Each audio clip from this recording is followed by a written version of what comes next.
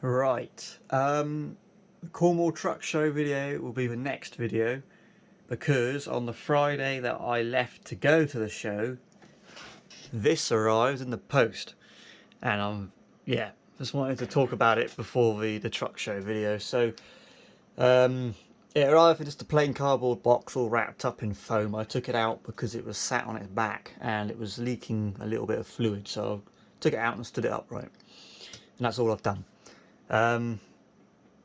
Looks nice, doesn't it? It's 3.2 kilos, just this block here, and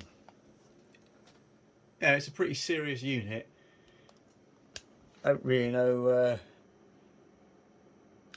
where to start. You got obviously the unit itself, of a leg on each side, and then back here you've got this sort of separate unit which is designed to sit on the back of a chassis. And you've got a load of line there. It's probably a bit too much really, but I'll deal with that. Either I'll hide that or I'll shorten it. Not sure yet, but these legs come out and go down as like those ones do. Those ones spin around, obviously. Tanks here with a little filler cap on top. You got work lights, which I didn't realise were on it. And what I've been trying to do is, because there's no instructions with it, and unfortunately, as I say, because he put it on its back, and because obviously the box was thrown around in transit, some of the fluid did leak out, and it sort of ruined some of the labels. So if you look at that, that's supposed to be a label, but I can't read that. Well, yeah, secondary. I think that says 2, but I did read them. Yeah, and I wrote down a label on my own in masking tape. So they're all labelled apart from there's 2 that I'm slightly unsure about, but I'll figure it out. That's the lights, and then you've got 2 motor. One of them's a brushless, which I'm guessing is the pump, and that one there is a standard motor, which I think is that in there, which spins the entire crane 360 degrees. So I've asked him just to confirm those 2 motors.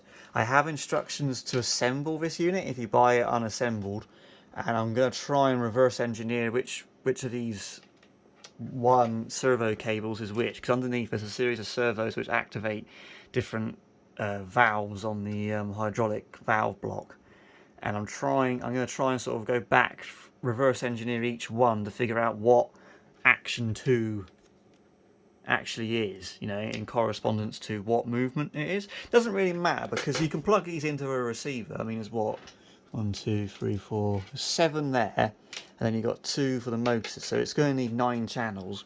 You can plug them into your receiver, then you can just test each one independently, figure out which one does what action, and then link that to a certain controller on your radio. Obviously I'm going to use the Paladin radio on this, so it's not too, you know, big of a problem that I don't know exactly what these do. I'll just go through each one systematically and try and learn what each one is, and then make a note of it.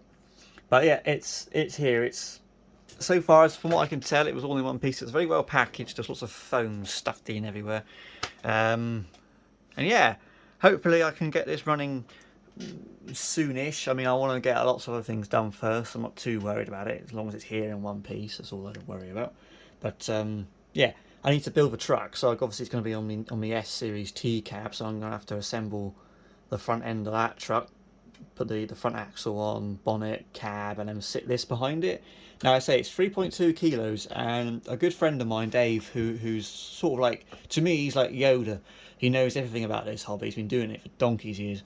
I said to him, you know, will I need to reinforce the chassis? And he said, no, you'll be fine. He said the only thing I would do, and we were at Cornwall Truck Show at the time, so we went over and looked at a real crane truck, and he said, look under there and you can see a massive block of metal. On the real truck it's probably steel, but on an RC, he said, get a block of aluminium and mill it down so it fits within the chassis block. It can act as a cross member but also a support base for the crane. He said put that in there, because it's got these sort of mount rails there. Look, you can see the rails that sits on the frame. So you see, you know, get a block of aluminium, put it underneath that, and then sit that on top, and it will just help support the weight. But he said, no, 3.2 kilos, you'll be fine on a normal chassis. You haven't got to put an extra axle or double frame or anything. So I'm going to trust him on that because he knows a hell of a lot more about this hobby than I do. So yeah, the only thing I'm not unsure about is what to put behind the crane. I'm really finding it difficult now to decide what I want to do. I was tempted to do a tilt and slide recovery truck, or a beaver tail style recovery truck with rear steer. Thought that would be quite cool. Or I can do what Ryan Goritz has got, with just a fifth wheel behind it. The only struggle with that is that these legs, that bracket is designed to be the end of the chassis, so you see where the chassis screws into it, but it's got no continuation. Unless I take this top part off and make a new bracket, so instead of it being the end of the frame, you have a frame, then this mount, and then it carries on a bit more frame. Then you can put a rear bumper on, because I don't know how to fix anything beyond that, which is a little bit confusing to me. But I'll think. That's why I quite like the idea of doing a rigid, because I can put the rear lights on the rigid body, not the frame as such. I hope that makes sense. You probably think I'm completely nuts. Well, you know I'm completely nuts. But yeah. Anyway, that's the crane. It's here. I'll mount it first. That's the first thing, and then I'll test it. I'll get it all plumbed in, and then of course I'll show you that when it's running. The fluid's in here, but I haven't actually opened these up. They don't seem to want to move. Oh, there we go. So that was the first time I've actually done that. To be fair, I've been a bit scared to touch it because it's the most expensive thing I've ever bought. But anyway, I'll figure it out. The guy who sold it to me, one of the guys who works at Toucan Hobby, he's very helpful. His English isn't brilliant, but he's trying. So I just wanted to know exactly what all these are, but then I thought to myself, well, I can just plug it in and test each one, can I? So it's not the end of the world. I think that's the rotation motor, but to be honest with you, I can just follow the wires and I can figure out which is which. That's lights, I know that for sure. It's got a proper light plug, that old style one. But anyway, that's that. I also wanted to show you these. Aren't those cool? So these are actually pictures taken of my trucks by my friend's dad, Sam's dad, Paul. Paul, cheers. So thank you very much for that. It was a pleasure to meet you and Sam, and your pictures are outstanding.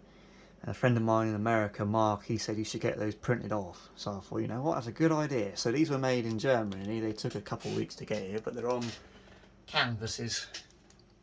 So yeah, thank you so much, Paul. They really are amazing. I really like that one especially. It's just, yeah, I love it. So yeah, I got those sorted, and I got that. They both arrived on the Friday that I went to the Cornwall Truck Show, so I had to wait until they arrived before I left.